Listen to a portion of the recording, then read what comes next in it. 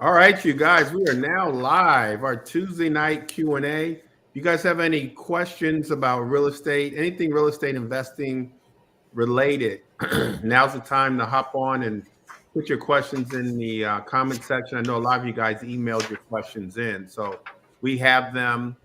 If we get towards the end and we didn't ask your question or answer your question, just go ahead and put it in the comment section. And so, got some good news. You want to deliver, Keep one of our coaching students bought a property at the auction today. That's right. Yeah, yeah. Brian, is Brian out there? I can't see if he's out there or not. But Maybe not yet. yeah, yeah. But yeah, auction. He called me this afternoon. This gives us hope, guys, that there's many opportunities out there, and there's different ways to get in front of opportunities. And so we know that auctions continues to prove as being a pretty good way to get in front of an opportunity. Yeah, absolutely. And so you guys just keep plugging along. Just keep plugging along. Those of you guys that are marketing, continue to do that. Auctions are a good viable source of finding deals.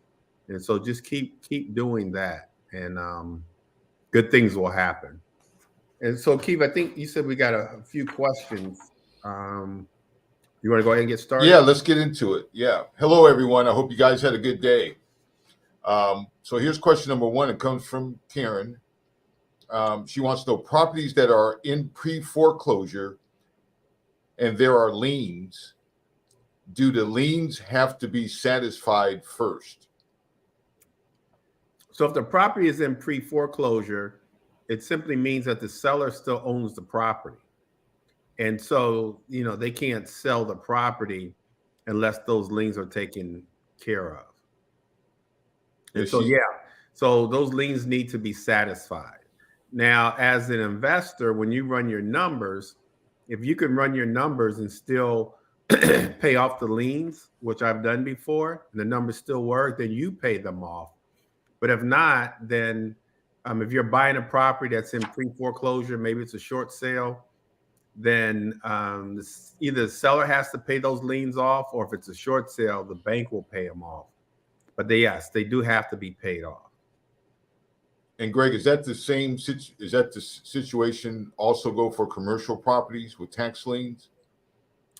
Yeah, it doesn't matter. The liens have to be satisfied.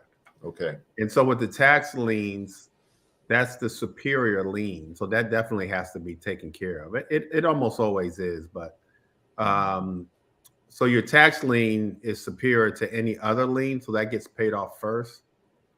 And so tax liens, any other lien, even if it's a mechanic's lien, like a contractor put a lien on the property, all those things need to be satisfied in order for you to be able to sell the house. You can personally put a lien on the property also, what we call lis pendens, as an individual.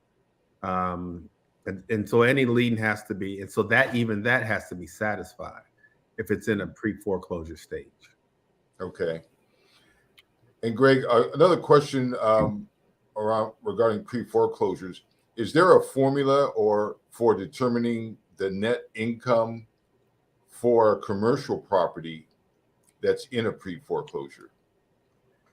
So the net income really has nothing to do with a foreclosure. Your net income is on a commercial property, just you're adding up all the income that's coming in. So if it's a commercial property, it could be all the tenants, all the commercial tenants paying the rent. And then you subtract that by all your expenses, the mortgage payment, the property management, all your expenses. And then whatever is left is your NOI, your net operating income. And so, but that has nothing to do with the foreclosure. And so we want the net operating income, so that on a commercial property, so you can determine a number of things, but really determine how much that building is making, how much you can use the we get, instead of running the Mayo formula for commercial property, we do what's called the cap rate. And so one of the numbers for the cap rate is your NOI, net operating income. And so that's what's so important about getting the net operating income. It's just, you're going to get all the income, let's say, from all the tenants, and you subtract that by all the expenses that you have for the building, and that's going to give you your net operating income. Okay. So, Greg, an investor wants to know, in this evolving market, what are some techniques that you can share about determining the after repair value? And so we talked about this on Friday at the Lunch and Learn. After repair value, everybody knows that's the your ARV, what the house is worth once it's completely renovated. And so what houses are selling for in a particular neighborhood, like kind, in a particular neighborhood once it's completely renovated. I think in a shifted market, we're not taking, or you shouldn't take, the highest comp, maybe not even the second highest. I would take maybe the second or the third highest to determine what your ARV is. And just know, in a shifted market, the longer the house stays on the market, the more the house can go down in value. And so that's going to be the case for the first part of this year. We're in a recession. And so in a recession, property values can go down. I think I read that they're going to go down this year about 1.5%. So you just want to be careful when determining the ARV. Just make sure you're not taking the highest comp in the area. What sold, I think I mentioned this, what sold 6 months ago, house is not going to sell for today. Now, with the exception of what I see is new builds, new construction, new home sales, and maybe newly renovated houses. The buyers are that can afford them they're buying those properties. I talked to a lender today who he lends to new home developers, and he says, they're rolling. And I said, it's because, new home sales are up, and he agreed. And so maybe for new home sales, market's still going to remain the same. But for everything else, regular residential resales, the value is going to go down just a little bit. But don't take the highest comp. I would take the second or third highest comp, and you should be safe. Okay. Thank you for that, Greg. So Valerie has some questions on probate. Number one, are all probate properties, all of them, handled by a law firm? No. Okay. So are all probate properties handled by a law firm? No. And so for probate, you have three options. So your loved one passes away. The family tries to determine who's going to be the personal representative. Once they do that, they go down to the probate office, the Office of Deeds and Wills, and they've got three options. They can hire an attorney, or they can do it themselves, or when they go down to the office, they can get one of the attorneys there can help them with the paperwork, and it's free of charge. And so one of the attorneys that's employed by, in this case, the county, at the Office of Deeds and Wills, can help you. My guess is, I don't know, maybe a third to half of all probate are handled by an attorney. I'm just going to say an attorney. I don't know about a whole law firm, but just an attorney. But honestly, it's just paperwork. I mean, I've done it myself for my clients. And so, but if the client just doesn't have the time or the aptitude just to go through all the paperwork, then sometimes, they may hire an attorney to do it for them. But it's not a requirement. Going through probate is not a requirement. Okay. So, Greg, where do you go to find out? I'm sorry, I may have said that wrong. hiring an attorney for probate is not a requirement. Right. So, Greg, where do you go to find out who to speak to about a property that's in probate? Maybe you just answer that question. Where do you go to find out who to speak to about a property that is in a probate? I mean, if there's a property that's in probate, all of the information that you need to know in order to know who to speak to is right at the courthouse, and it's online also, and so it's online, and so the personal representative, once they file the paperwork, they get a I'm going to call it a case number, but it's called an estate number. I think it's called an estate number, and they're going to file all the paperwork that I just talked about. The Register of Wills will have it listed, yeah. And so you just go down to the Register of Wills. They will have all that information listed that you need to know, and they'll have a bunch of documents that you fill out. You can fill out yourself or have an attorney help you. And on some of the documents, one of the documents in particular, I'll think of the name of that document in a second. I haven't seen it in a minute, but anyway, on that one document, it's the document that you let all of the creditors, and that's what it's called. You let all the creditors know who to contact if the deceased owed money. And so on that document has the person representative's name, number, and address. And so you just get that document. Notice to creditors is that document, notice to creditors. And so in the probate documents, you just go to notice to creditors. And even though that document is for creditors, as investors, we want that document so that we know who to contact and how to contact them, their phone number and their mailing address. And we use that to contact them to see if they want to sell the house. The creditors contact them to say, hey, the deceased owed us money. But we actually use that document to either call them because their phone number is there, it's mandatory, or send them a letter or postcard. It's there, it's mandatory. And every now and then they'll have a email address.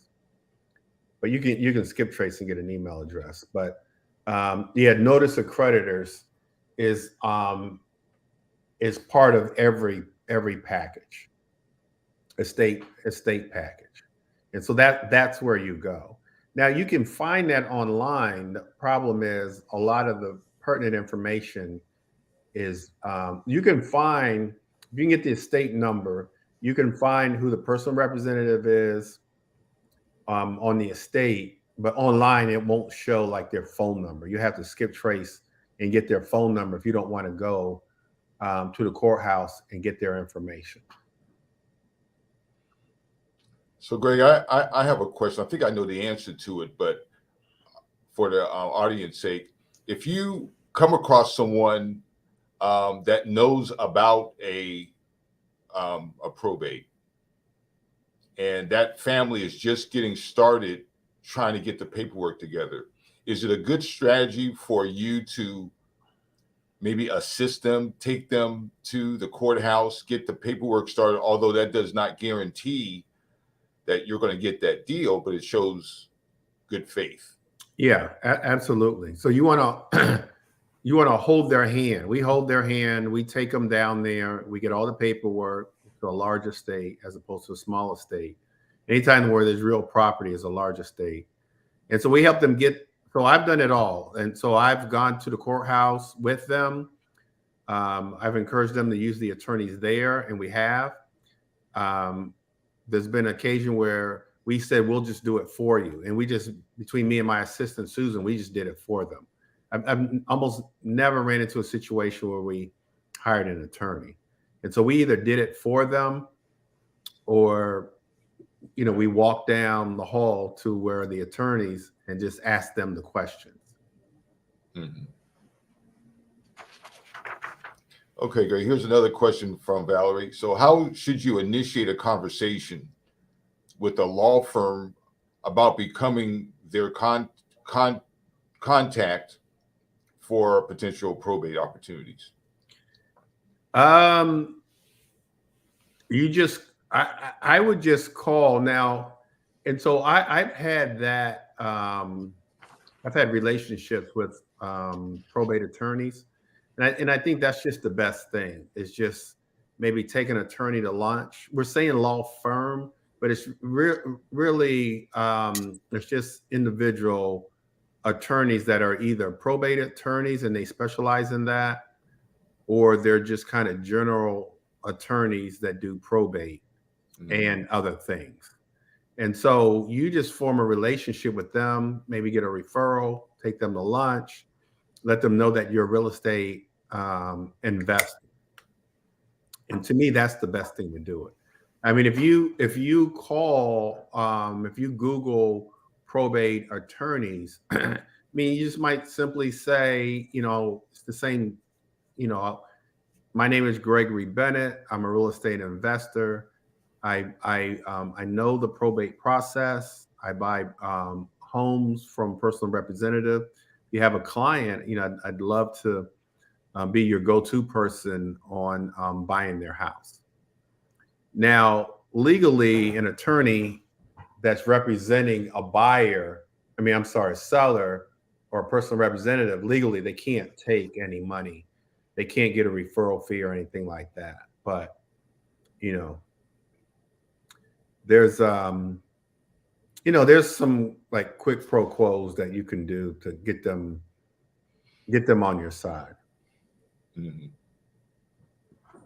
But Okay. that's basically it. It's just, again, I remember a similar question, I think it was last week or the week before.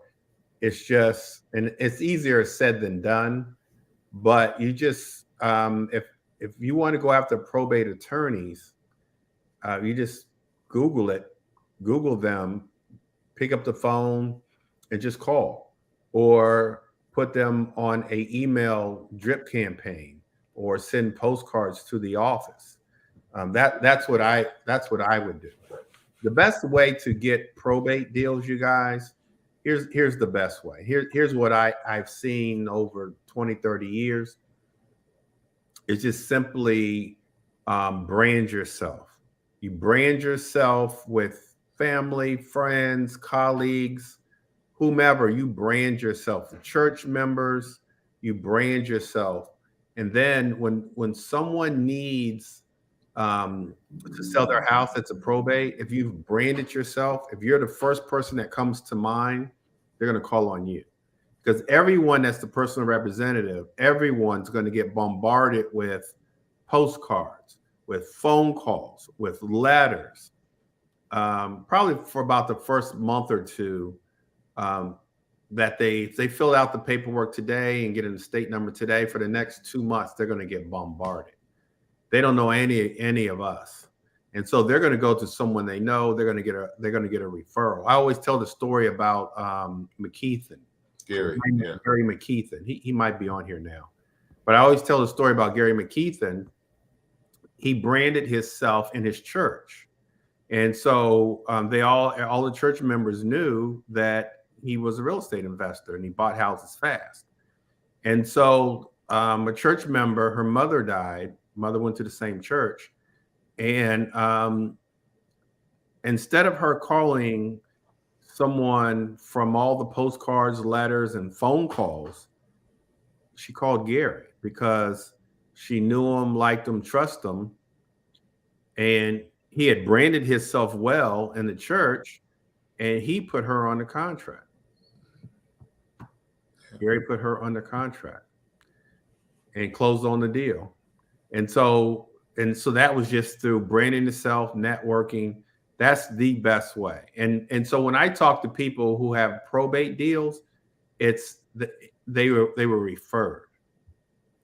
I worked probate for a couple years, and so I would go to DC probate on was it 525 5th Street Northwest, something like that. right on Fifth Street.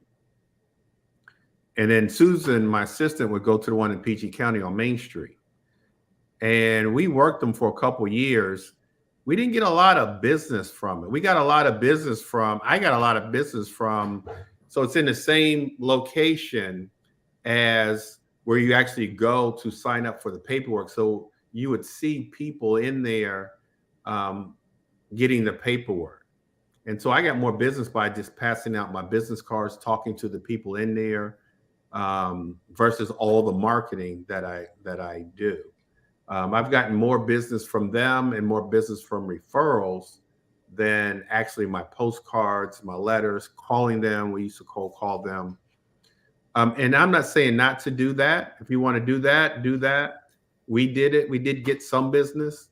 We did get enough business to justify our time, but got even more business by just getting referrals and getting wholesale deals from other people from wholesalers who got referrals, who knew people. And so I just think it's just about branding and marketing and those kinds of things that you have to do in order to get those kinds of deals. When a loved one passes away, they're more apt to call someone that they know or someone that they're referred to versus picking one of the postcards or a letter. And again, it has worked. Sometimes you're able to bond with them in a short period of time over the phone, and then it's follow up. And then if you're able to do that, because most people aren't going to follow up, they're going to fall off after the first or second contact. It's going to take close to 10 contacts with that person. But if you're able to, like we always say, the fortune is in the follow-up. Probate is a follow-up game. Because again, I don't want to go too deep into probate, but one of the questions you asked a personal representative, if you call or say, is my name is Greg Bennett. I'm with Bennett Team Properties. I first want to send my condolences for your loss. So you want to do that first because you don't know if they're still grieving or not. And so if they are, you want to keep in touch. So when they stop grieving, they're ready. So they're not ready to sell yet.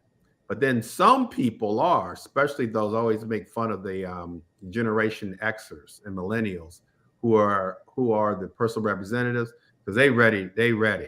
Like they ready to sell right away. They're ready to go through that probate process right away. They need the money. And it's true, they do need the money. And so if you get a Gen Xer or a millennial that's the personal representative, it's a good chance that they're going to be ready to sell right away. And so those you really have to, and there's a reason why, I won't go into detail, but there's a reason why they are, basically because they're broke. And so they're more apt to sell right away. And so it's just follow up. You just got to keep following up. I don't necessarily think that it's the low hanging fruit. I think the low hanging fruit or what's easier is a lot of things that we've talked about. Brian Chase won a deal at the auction today. That's the whole low hanging fruit. Driving for dollars, branding, referrals, social media. Those postcards. We're getting some deals from postcards. Really a lot of referrals. I'm just thinking back to my latest deals and a lot of our students' deals and how they got them. Who was it? Jay Japera closed on a deal yesterday. Yep. And was that a referral? I don't know exactly how she got that. Yeah, I'm not sure. Yeah, and so it's those things, you guys, that's going to get you the deals. Does probate work? Yes. If you get a probate deal, are you going to make more money on a probate deal than any other type of lead or deal? Yes, more money in probate than anything else. But at the same time, it's just a little harder to get those deals because everybody's going after them, and the majority of the time, that personal representative is going to choose someone that they know or referred to. So you just want to make sure you're that person. But when you hear of someone making 30,000, 50,000 or more on a wholesale deal, it's generally a probate deal. So you're going to make more money, and you make more money because on every probate, out of all the probate people who pass away, 80% of them, you guys have heard me say this before, but 80% of them die owning real estate. And of that 80%, 70% of that 80 die owning real estate free and clear of any mortgages. So there's a lot of room for the personal representative to negotiate. And so there's a lot of room, for you to negotiate and get a high wholesale fee. And so that's why probate deals are great, but they're just hard to get. And so a lot of the other things, one of the deals I recently got was from a postcard. Another was from networking, branding, basically, a referral. Auctions. I'm thinking about Dana got one from an auction. Dana got one from just driving for dollars, branding itself. Danielle auction, lot of auctions. I'm thinking of some of our latest students. Dana's on here now. And so very rare have I heard of our students say they've been marketing for probate deals and actually got one, other than them getting a referral and it was a probate. So that we went kind of deep on probate, but I think so. Dana says, oh, he got two. That's right. Dana's got two probate deals. Right. But Dana, those were referred to you. You didn't market for them. They were referred to you, right? He'll respond. Mm-hmm. And so, Charlotte, someone asked, you can go down to the probate office. They're not going to give you the list. You got to get on their computer and do the research yourself. But you can formulate your own list at the probate office. They don't hand you a list. They give you their, so his was referred, like I've been saying. Carissa's asking, are mobile homes good to wholesale? I think so. You just make sure you've got to have a list of cash buyers that buy mobile homes. Mobile homes are great for cash flow. And so they cash flow really, really well, mobile homes. And you would never guess who's the number one mobile home investor in the country. The number one mobile home investor in the country, you would never guess. Jerry Jones? I would say that you're close.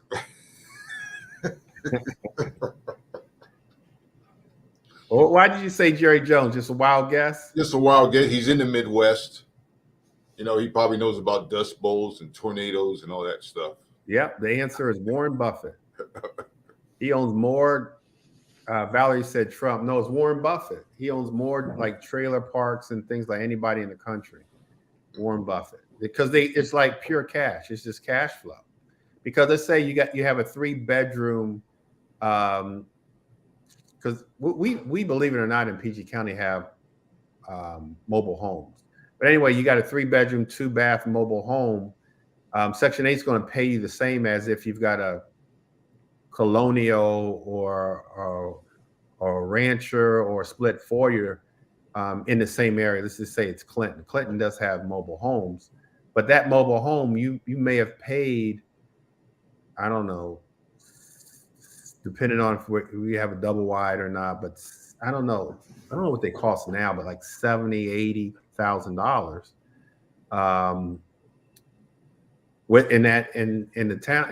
In the split foyer or rancher, you might pay all in maybe $300,000. So you pay a third for that property on a mobile home, but you're going to get the same rent as a single family. And then just think if you have a whole trailer park and you're renting all of those out. whether you're charging market rent or getting Section 8, it's pure cash. And so mobile homes. So Karen, I mean, who was that? Carissa. And so that was actually a really good question, Carissa. Derek is asking wholesale deals from auctions. You can auction. You can wholesale an auction property. Let's see. Can you find the name of the personal representative online? You can find them online. Maybe before we end, I'll try to get the sites, but all you got to do is just Google. I would Google Prince George's County.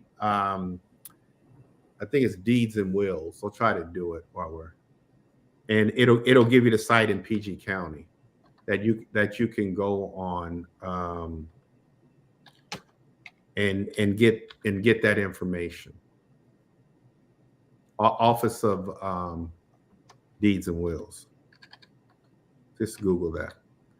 Let's see. We got a couple more comments down here. So Chris is saying, so she's right. So she's asking, what's too much for ground rent? I mean, I can't really answer that question. Ground rent could be $25 a year.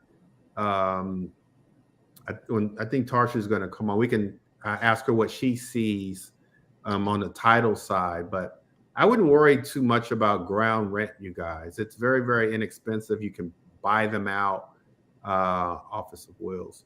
I've bought them out before, paid for it, and I hear of a lot of people kind of getting hung up on ground rent. It's very, very inexpensive, and so I've just kind of paid it off, but I shouldn't have.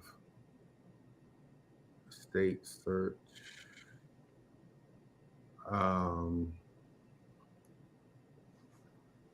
Okay, so let's see. Yeah, and so I just found it. So on in PG County, if you guys, it's registers.maryland.gov. So if you go there, it says Prince George's County directions, register of wills. You go there in PG County, and then click on estate search. And then go to the bottom and just say, I agree to the terms and conditions. It'll give you what you're looking for, but now you just need to know the estate number and the name of the person. Or it'll give you a range. You can put in like from December to now, and it'll give you all the estates that were opened up.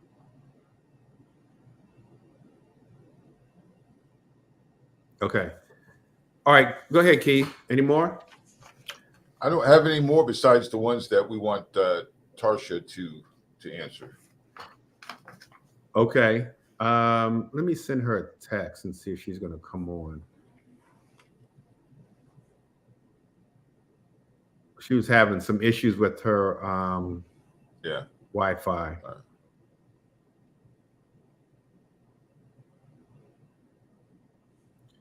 But we did get a question. I want to go over some of what I talked about on Friday at the Lunch and Learn. I got the question. Keith was going to get ready to ask me the question, but then somebody else asked the question here in the comment section about wholesaling and about whether or not it's legal. Obviously it's legal. Now, there is a bill that they're trying to pass in the state of Maryland requiring wholesalers to have a license. And so Tarsha being an attorney, I just wanted to get her opinion. My opinion on that, I don't know that that's going to pass. I don't know if there's lobbyists that a lot of the investor world has, or I don't think it's going to pass. The first thing I think of when I think about a seller needing a real estate agent to sell their house, they don't need it. There's for sale by owner. And so why would a seller in a wholesale deal, which is really a real estate transaction, need an agent? And so the answer is they don't. Here's a few notes that I've been doing some reading on it, and just here's some quick notes that I've taken. Number one, we have a contract that we would want you to. Oh, okay. So NAR is heavily involved. I don't know which side. NAR is probably on the side of they need to have a license, I'm sure.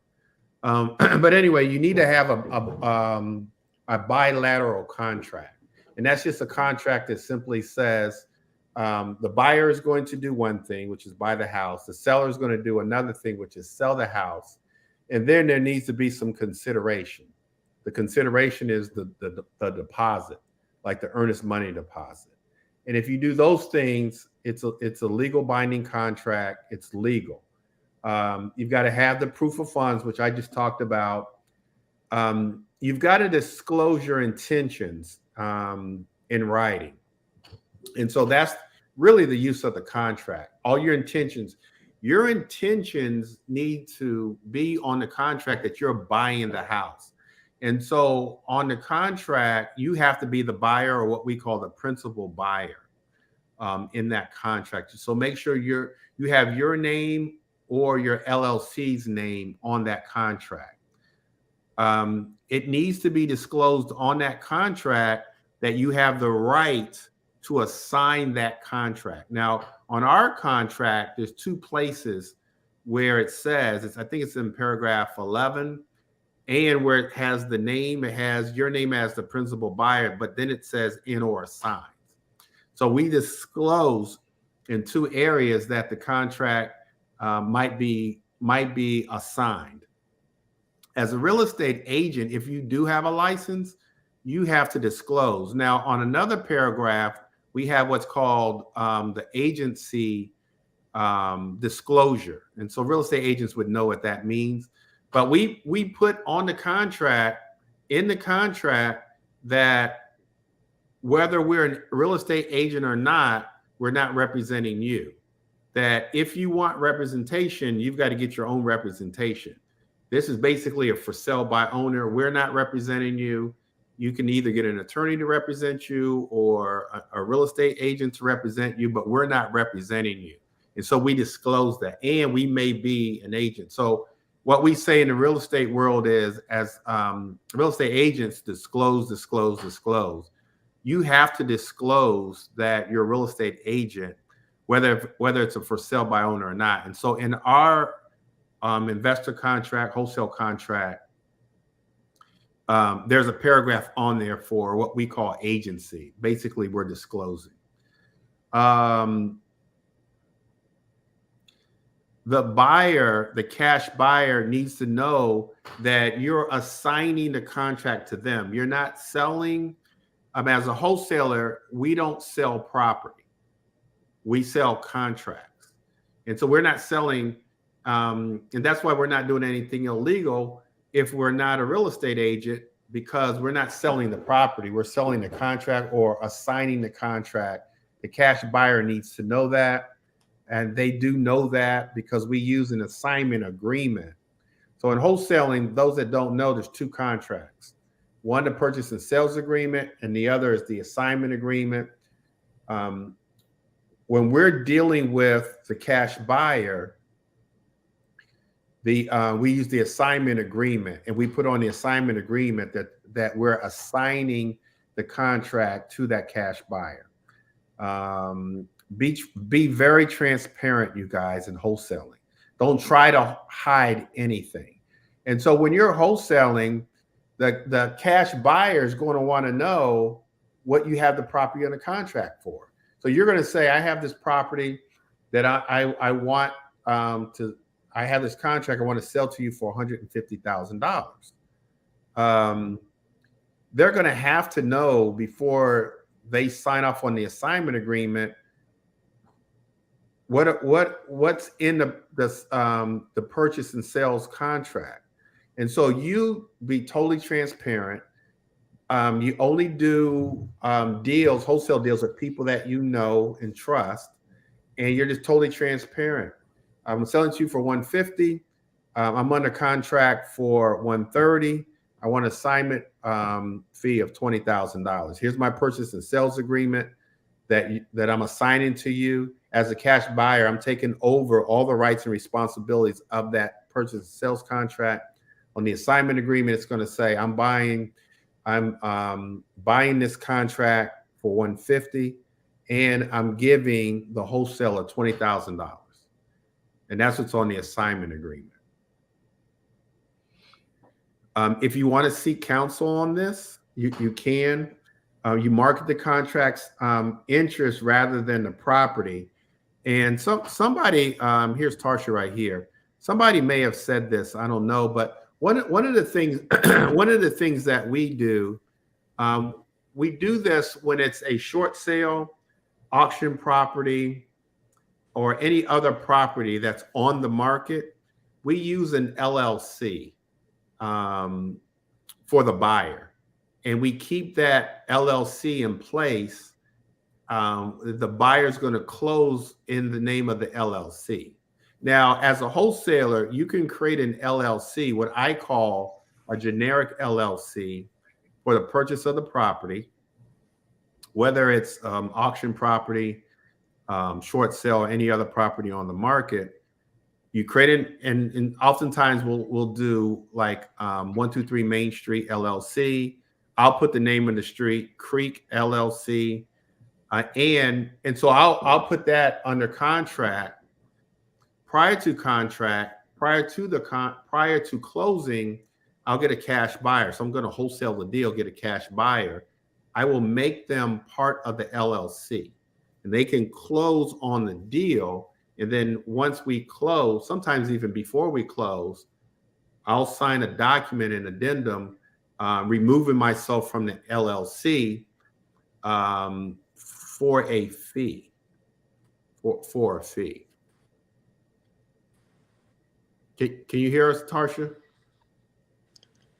I can hear you. I have bad connection, so forgive me. Okay. Did you want to add? Can you hear me? So, do you want to add anything? Did you hear the whole conversation, or just that last part? Just tell me the gist, and in terms of so they're trying to pass a law making requiring wholesalers to have a real estate license. And so what I know you haven't done a lot of research on that, but what is your take on that? So I think the question always arises as to whether it's legal to wholesale, number one, and then number two, whether you need a license to do it. And I remember kind of exploring this a very long time ago. And I think the question is one of ethics. It's one of disclosure, and it's kind of centers around, it's kind of similar to the do not call list that came about. It's just about, how much are you kind of putting pressure on homeowners who might be more vulnerable when you're going to try to get them to sell their property. And it seems to me that those are the considerations, but the question for us is how does it impact our business as investors? And I think ultimately my thought would be, number one, it could potentially narrow the pool of wholesalers, because depending upon the extent to which they require a license, let's just say like a real estate license, similar to being a real estate agent, maybe not everyone will want to or can pass that licensing exam. And if the fines are hefty enough, it will deter people from doing it without a license. But then I think I recall somebody discussing, like in Atlanta or even in Philadelphia, that like there aren't license requirements, but there's something kind of short of a license requirements where they impose certain fees or ordinances on kind of the not so much the disclosure, but what you can and can't say to a seller when you are attempting to go under contract to wholesale the property. So I, I just think it depends on how far they go, and ultimately, if you're committed, you'll go get the license and you just keep doing what you're doing. And if not, then you'll either find a way to keep doing what you're doing without the license, or for those, it might cause the pool of people that do this to narrow, or not. And so I just think you change with the times, like anything else. And I think that if you are dedicated to the business and dedicated to building wealth and using this as a means to meet your goals, then you pivot and you do what you need to do to um, to become compliant with whatever law or regulation ordinance is put in place. I know, Greg, for you, like, you often wholesale deals where you're not necessarily, oh yeah, you enter into the assignment agreement, but then like your agents might be involved, and you're the one that's actually on the paperwork. How does that work for you? Like, are there situations where, I guess what I'm asking is, let's say that somebody wants to wholesale, but they're no longer the party to the contract that's conveying that equitable interest in the property. Um, are there kind of ways around it? I remember at a business school, Harvard Business School teaches their students the law and then how to legally circumvent the law. And so a question that arose in my mind is, okay, they're going to put potentially a law in place, but what are the ways, what are the loopholes, so to speak, the legal loopholes? So I think we will get into that. I just mentioned one, the LLC. LLC is the buyer, and then you can shift. And we've done this numerous times over the years, where we kept the LLC name on the contract, and then we just shift who the directors are and things like that. So I think using an LLC to wholesale, which we've been teaching that for years, is probably one way. If it passes, I'm not even sure it's going to pass, but if it passes, I think that's one thing. And then I also read that just making sure that you have the right contract with all the right intentions, with the everything that a contract should have, the consideration and all that, makes that and disclosure on the contract makes that contract legal and binding. And even in a normal real estate transaction, you don't necessarily have to have an agent. Like, you can't make me sell my house or I can't make you sell your house and use an agent. You don't have to use an agent if you don't want to. There's plenty of for sale by owners. And so wholesale deal, we call it a wholesale deal, but it's really a real estate deal. And as long as I disclose all my intentions are pure, I have the right contract that covers everything, that has a disclosure, has the agency. I'm not representing you as an agent. It says in the contract that I may or may not assign the contract. That's in our contract already. As long as all that is in there, I can't see you having to have a license to sell that contract, which we're not even selling property, we're selling the contract as a wholesaler. I can't see them making you do that. And I'm sure. Why do you say that is it because you think that this region, the legislators won't enforce that, or there won't be enough support for it? Because there are states that require you to have a license. Yeah, I tried to look up. I spoke on this on Friday at the Lunch and Learn. So I did some research, about 30 minutes. I tried to find the states, and I tried to find so it's Illinois, Oklahoma, Philadelphia. I found those, but I tried to Google like the loopholes and how they're still wholesaling, and and I just ran out of time. But I'm sure they're there, and I'm sure there's attorneys there that if any type of litigation came up, they're fighting it, because you can't make me sell my house and use a real estate agent. Like, we see it every day. Matter of fact, real estate agents, as a marketing strategy, we go after for sale by owners to see if we can list their property. So there's a huge database of those. And so to me, it's the same thing. There's no difference. It's just that I think it's different. did she say it was different, Keith? Because we have a bad connection. Did she say it was different, or did she say it's the same? What did she say? Because there's a bad connection here. Different. She says she thinks it's different. Why do you think it's different? For sale by owner, it's about intent, and the onus is not on the seller. The onus is on the wholesaler, who knows from the beginning that their intent is not to hold the property. Their intent from the beginning is to take an equitable interest in a property through a contract and turn around and actually flip that contract to an end buyer who will be taking title to the property.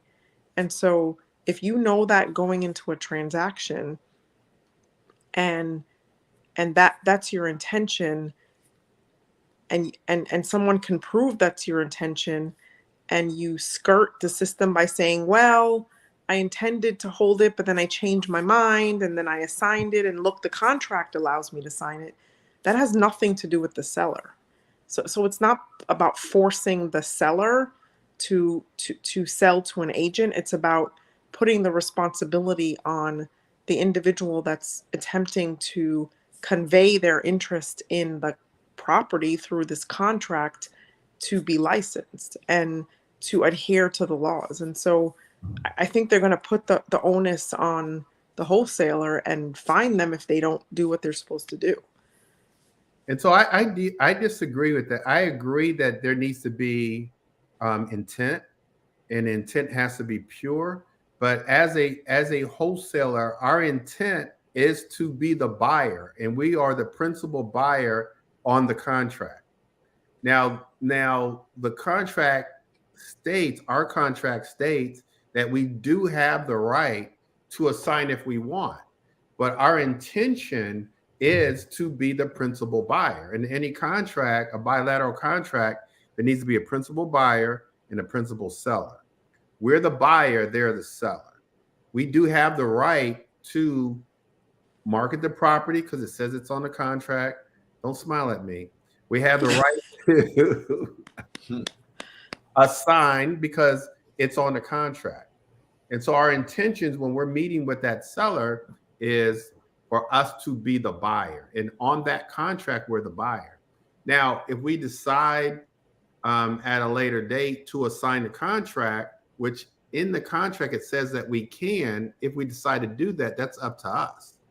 Now, if I'm going in there and I'm going to flip that property, I'm the principal buyer, I can close on that deal and flip the property or buy and hold. If I decide to assign the contract, I can assign the contract. And the intention was for me to be the buyer, but I decided to assign, and the contract says I can. Hey guys, I have a thought. Is this all about your traditional brokerages out there soar because they're not getting their cut of the market? Absolutely. I think it's a little bit of that, and I think it's a little bit of what Tarsha said in terms of there may be a thought that wholesalers are taking advantage of the seller and kind of robbing them of their equity, which is not the case. A lot of the houses that we buy are run down. Like we're buying those properties for the right price. It's the right price because it's what the seller is agreeing to sell the property for. But to be very transparent, there are people that exploit people out there. It may not be you, it may Oh, not be yes. me. There definitely is some consumer protection. So we'll just have to wait and see how this goes. Oh, good. I think she's I think she's breaking up now. Good. And we just have to wait and see how it goes. But until then, make sure I would highly recommend, if you guys don't have our contract, I would either join our program or go. Keith can give you the link to our toolkit. And in our toolkit has our contract. Our contract has been vetted by our attorney. And so if you use our contract, I would feel as though you're protected, because everything in that contract, everything that I've talked about is in that contract. Now, those of you who are not licensed and are wholesaling, we can talk offline. I'll probably talk about this again maybe in about another 30 days. And we'll actually talk about all the things that you might need to do if you have no intentions on getting your license, that you might need to do to wholesale or to continue to wholesale if that bill passes. And I'm not thinking it's going to pass. It has passed in other states. We'll just have to wait and see. But if it does, we'll figure it out. Just trust me. We'll figure it out. I don't know if we're going to get Tarsha back to ask that next question. Maybe we can get her back next week. Okay. Let me text her again. Okay. She was speaking like an attorney, wasn't she? Sure was. Yeah. Yeah. It's like whose side are you on? Now there's like she said, there's ways. I don't want to say ways around it, but there's legal ways that you can do it, even if they pass. There's legal ways that you can do it. And then, to me, the easiest thing to do, which we do already, is just do all of your wholesale deals out of an LLC. And if you do it that way, the LLC will close on the deal, and then the officers in the LLC can just change. But we do that. We've been doing that for years anyway, on like foreclosures, auction properties, short sales.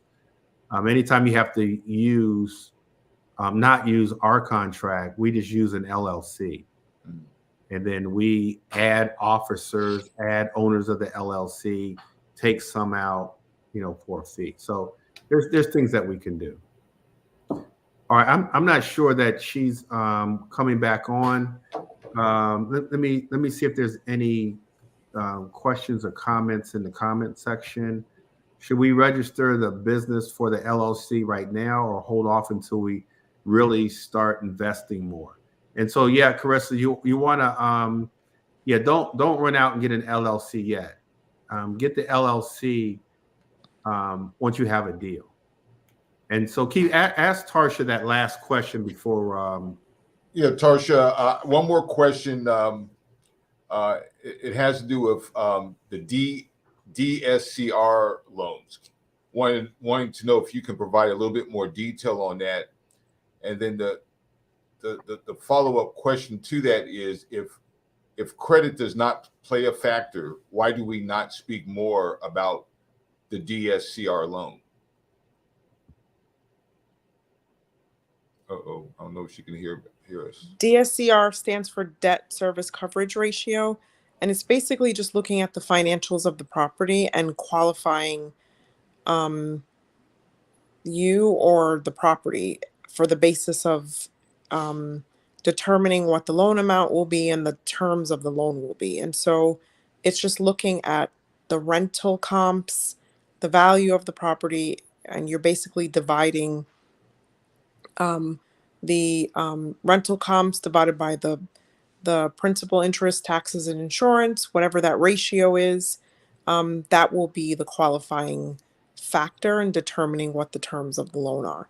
Your credit score does matter because it's going to dictate both your rate and the amount of money that they require you to put down. And so it's those two factors, your credit score and that ratio between the rental comps and the again, principal, interest, taxes, and insurance, your mortgage payment.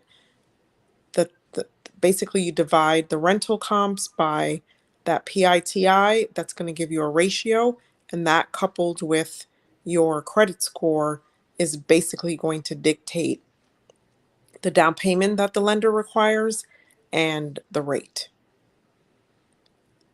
And so DSCR is kind of a different way of lenders assessing risk on a loan and determining whether to extend the loan. And it's not looking at your income, which is typical for when you're buying a property that you're occupying as a primary residence. It's now looking at the financials of the property, determining whether the income from the property is going to be sufficient to carry the mortgage, essentially. But then they also want to still assess whether you're going to pay back the loan. And that's why they look at your credit score. And and a lot of lenders require you to have a primary residence because they're going to want to see what your payment history has been on your primary residence mortgage to again hedge their risk and determine whether you're likely or not likely to pay back the loan.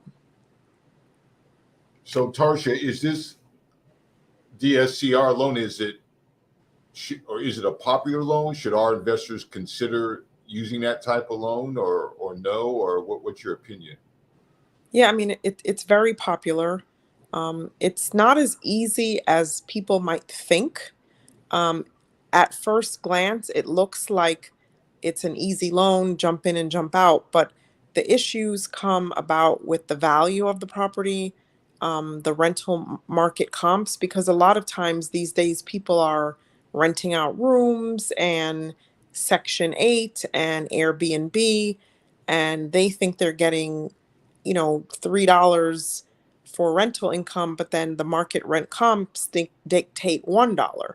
And then the lender is going to rely on the $1 and not the $3, and that's going to dictate the terms of the loan. It is a more expensive loan, so it's going to be at a higher rate than a traditional loan where the lender's relying on your income. But it is useful for people that either don't want to go through the paperwork of having to come up with all the documentation if you are, your W-2s and your tax returns and your pay stubs. It kind of allows you to bypass all of that documentation. But on the flip side, the loan is more expensive. But then what I always think about is, when we're investing in properties, we want to move quickly. And this allows you to kind of forge through the loan process a little bit more quickly. And ultimately, your tenant is paying for the property. And so, arguably, that offsets the increased costs on the loan since the lender is not really relying on income documentation to qualify you for the loan. And so you could look at it as, well, I'm not taking money out of my pocket, so to speak, or it's not my active income that is being used to pay this mortgage. It's the tenant's um, payment that is going to be paying the mortgage. And if you buy the property right, you're making money and you're just using somebody else's money to pay a mortgage. You're growing equity in the property over time. And so there's a win-win. And you use less documentation, you can move faster, close faster, start making money faster. And so that's kind of the reasoning behind using that kind of loan product. And it's available. It ebbs and flows as far as the amount of money down that lenders require, depending upon what's going on in the market, how risky these loans are. Sometimes they phase them out during periods of time where there's market volatility or there's high risk likelihood of default. I think that happened for some period of time during COVID, but then it quickly came back. And then also just the terms change. And so sometimes it's more expensive, sometimes it's less expensive, just like any other loan product. And again, it is typically higher, maybe a point or two higher than a traditional loan where you're using your income to qualify. Thank you for that. Okay, you're welcome. Thank you. Can you build an entire portfolio using DSCR loans? Yes, you can. Some lenders will limit the number of properties that you can own overall. And so they will say, like, if you own 16 plus properties, they probably wouldn't lend. Some lenders will say, we won't extend more than 4 loans to you. We, as a lender, won't extend more than 4 loans, but you could just go to another lender and get, another 4. And, by the time, I don't know how many people here own 16 plus properties, but by that time you're probably moving into more of a commercial space anyway. And so the type of lender that you're dealing with and the way in which you're acquiring properties could potentially change. And so you're not necessarily looking at a DSCR loan. You're probably dealing with more of a commercial lender, lines of credit, and using different sources for funding at that point anyway. But I think for our audience, the the phasing out likely won't apply to our audience. Okay. All right. Thank you for that. The last question is, some homes may seem worn down and others are well maintained. What's the best method that you have found to contact the owners of those worn out properties to see if they want to sell? So one of you guys want to take that? Keith, you want to take that? Sure. It's marketing. Because those houses that are worn down, there's a reason why. And so we got to call them. We got to cold call. We have to drive neighborhoods where those properties are and eventually get in touch with that owner. There's letters and postcards. And those things work. They're tried and true, and they work.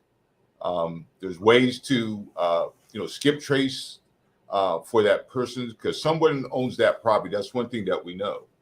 And so we can't quit or give up until we are in touch with that owner so that we can have that conversation. You want to expand on that, any Tarsha? So you spoke about driving the neighborhood. You might want to also talk to the neighbors because they often Yes. have information about who owns the property, where they are, where family members are, where friends are, and that will also help you to kind of quickly uncover who the true owner is of the property and how to locate them, or locate some heir if the owner is deceased, or someone who has the legal authority to sell on behalf of the owner, like if the person is incapacitated and has a guardian or a conservator. um, so really, I think asking people actively, proactively, neighbors, when you skip trace, look, there's often family members that will be affiliated with the individual that is showing up on title. And, you know, you can't be afraid. Like, you really can't be afraid to kind of get out of your seat, so to speak, and get out there and ask those questions if you're having difficulty contacting the owner.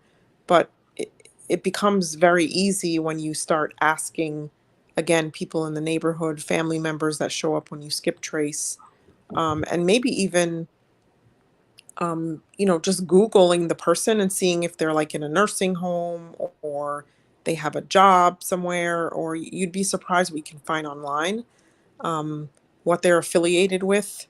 Even if you're not fully skip tracing, you can quickly discover who they are, who they're affiliated with, and kind of how to find them. Tarsha, that was a good point. Let me just say this, Greg. So a couple of years ago, one of our coaching students came across a property in Temple Hills. They parked, kind of looked at the scene on the street. They saw an old lady come out the house, So he got out of his car and approached the lady, identified himself, gave him a card, and he was motioned back that way to say, "Do you know who owns that house? I've got a cash buyer interested." And the old lady says, "I don't know what Billy's going to do with that property. I just know he comes by here every Tuesday to check his mail." So that next Tuesday, our student went back there and met up with him. So it just goes to Tarsha's point about speaking out there, when you're in the public, when you're going down that street. And then the other short answer is, Dale, that I would highly recommend getting either PropStream or Deal Machine, and you can use them to skip trace, like both Keith and Tarsha said, to get the owner's information. And so it's dealmachine.com or PropStream. And so you can just put the address in. You see the house looks, like you said, worn down or vacant or abandoned. You put the address in to either PropStream or Deal Machine, and then their name will come up. And in most cases, the right phone number will come up. And then you can just call them, go from there. All right. I think that's it, you guys. Hopefully we've answered all the questions. So I'd like to thank you guys. And as we said earlier, you guys, one of our coaching students bought a house today or won a bid at the auction. Brian Chase, right, Keith? Brian Chase, yep. All right, so Brian won an auction property today. And so there's deals out here, whether it's probate, whether it's auction, whether it's driving for dollars and skip tracing, networking, whatever it is, you've got to be doing something, and something every single day. If you do that, you'll find deals. There's a ton of deals out here. As I said on Friday, there's probably more deals than there are investors out here. We just got to get out and find them. All right. If we find them, we'll make some money off of it. We'll legally wholesale deal. Hey, Greg, a special shout out to Antoine. Antoine Young joined our Platinum Coaching Program about 7 o'clock tonight. Oh, wow. Let's go, So, guys that, consider getting a coach or getting some type of training, be in the right group with people, and so that you can get your goals squared away this year. 2023 is going to be a big year for all of us. And so make sure that I sit down with Antoine, go over his goals. Make sure that Tarsha sits down with him and really gets him ready for his first buy and hold this year on the mortgage side. All right, you guys. Thank you guys. If you guys need anything from us, just let us know. Take care. God bless. Good night, everybody. Good night.